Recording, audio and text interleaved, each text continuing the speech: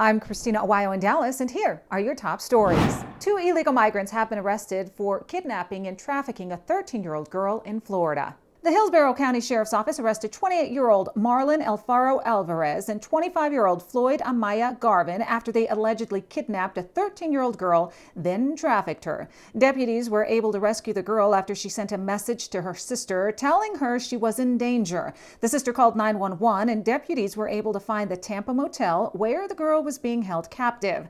Investigators say the suspects contacted the girl through social media, gained her trust under false pretenses, lied to her about their intentions, then took her to the A1 motel.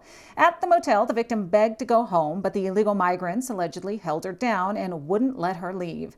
The migrants then offered the girl money in exchange for sex. Sheriff Chad Cronister condemned the suspects, saying, "This child was lured, isolated, and targeted by adults who made the deliberate choice to exploit her. Their actions were predatory and calculated." Alfaro Alvarez is being charged with false imprisonment, human trafficking, and resisting an officer, among other charges.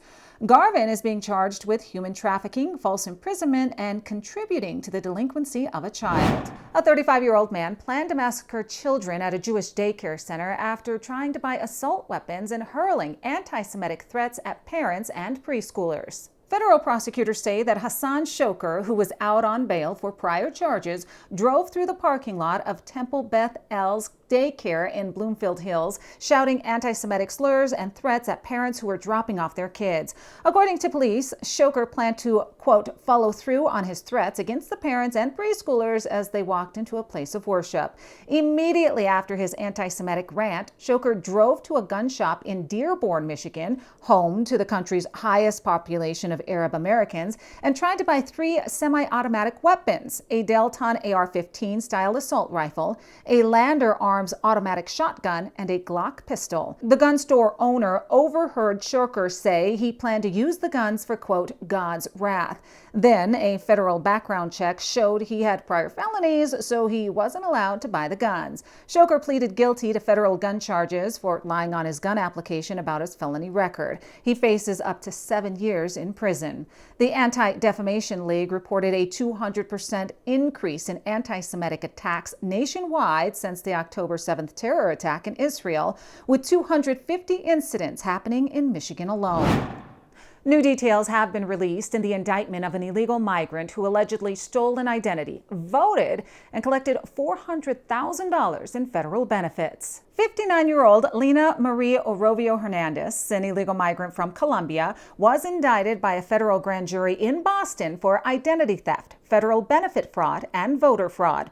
Court documents show that she's been in the U.S. for over 20 years and has had a stolen identity the entire time. She used that identity to get about $400,000 in federal benefits, including $259,589 in Section 8 rental assistance, $101,257 in Social Security disability insurance, and $43,348 in food stamp benefits. She was able to get a Massachusetts Real ID along with 8 other state IDs and also applied for a U.S. passport using the same stolen identity. Orovio Hernandez is being charged with voter fraud after allegedly registering to vote in January of 2023 and voting in the November 2024 presidential election.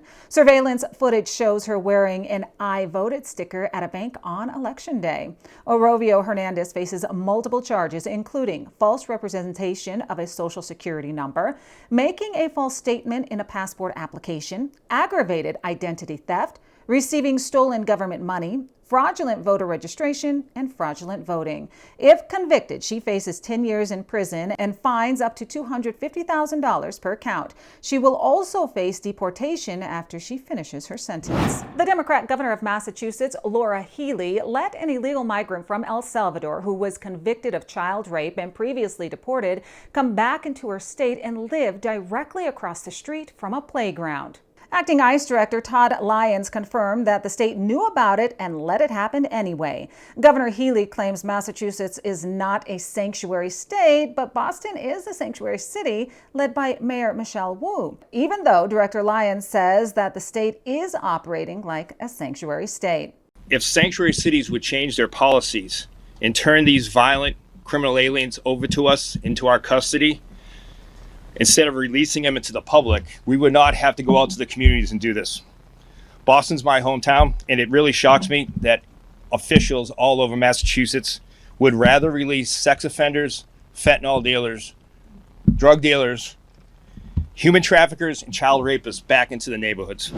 The $2.2 billion solar panel project approved by the Obama administration is shutting down, leaving behind more than 173,000 thermal collectors on 3,500 acres in the Mojave Desert. Obama's Department of Energy also provided $1.6 billion in loan guarantees to Ivanpah, a $535 million grant, and tax credits, even though the site was within the critical habitat of the desert tortoise, which is an endangered species native to the Mojave and Sonoran deserts, forcing the animal to be relocated. The plant also killed between 3,500 to 6,000 birds each year, according to a 2015 report. They were killed from collisions with heliostats or from being incinerated when flying through the concentrated heat beams that reach 800 degrees Fahrenheit, meaning over the course of 11 years, from 38,500 to 66,000 total birds were killed. Conservation groups like the Sierra Club have called Ivanpah a, quote, environmental disaster because of the wildlife impacts. Plus, Ivanpah emits more than 46,000 metric tons of CO2, which is almost twice the threshold for California's cap and trade program at 25,000 tons. And it relied on gas consumption, undermining Ivanpah's clean energy claim.